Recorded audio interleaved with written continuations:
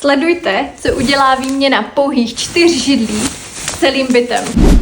Po několika dnech používání musím říct, že ta největší změna u nás doma přišla vlastně úplně nečekaně, jenom výměnou 4 židlí. A začalo to docela akčně, protože židle dorazily sotva 2 hodiny před rodinnou oslavou, takže šlo doslova o závod s časem.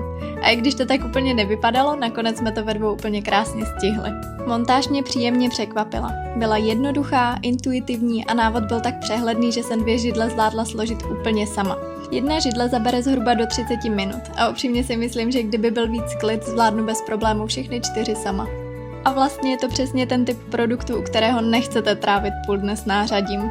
Po sestavení mě hned zaujal vzhled a zpracování. Sametový povrch je příjemně hebký, působí bytelně a okamžitě dodá prostoru mnohem útulnější atmosféru. Ten efekt změny v interiéru byl překvapivě výrazný.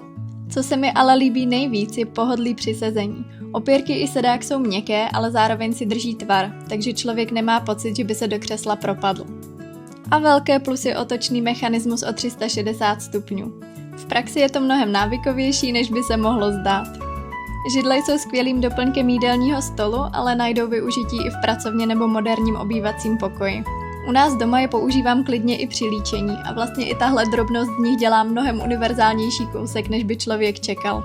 Co se týče nevýhod, jedna drobnost by pro někoho mohla být právě sametový povrch, který po dotyku občas zanechá viditelný otisk. Mně to ale upřímně nijak nevadí, naopak ten materiál působí díky tomu víc přirozeně a živě.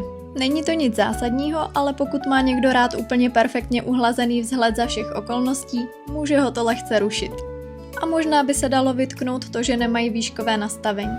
Na druhou stranu ale výška 7 mě osobně sedí dobře, jak k jídelnímu stolu, tak i k dalšímu využití po bytě, takže pro mě to nebyl problém. Co ale musím zmínit je nosnost až 110 kg, což je v praxi super i pro návštěvy.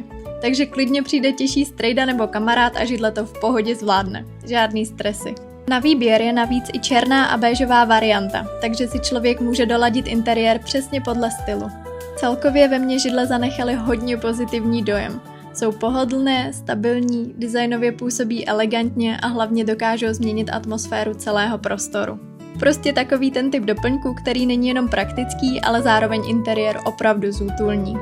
A komu bych tedy tyhle židle doporučila? Za mě hlavně lidem, kteří hledají něco mezi klasickou jídelní židlí a pohodlným křesílkem.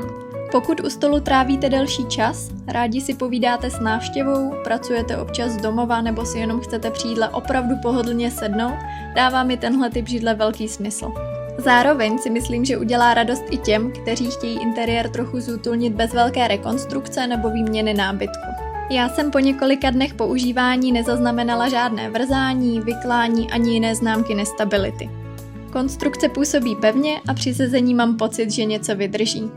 Oceňuju také područky, které jsou ve správné výšce a nepřekáží při běžném používání u stolu. Právě kombinace pohodlného sedáku, opěrky zad a područek je podle mě důvod, proč se na těchto židlích sedí výrazně lépe než na klasických jídelních židlích.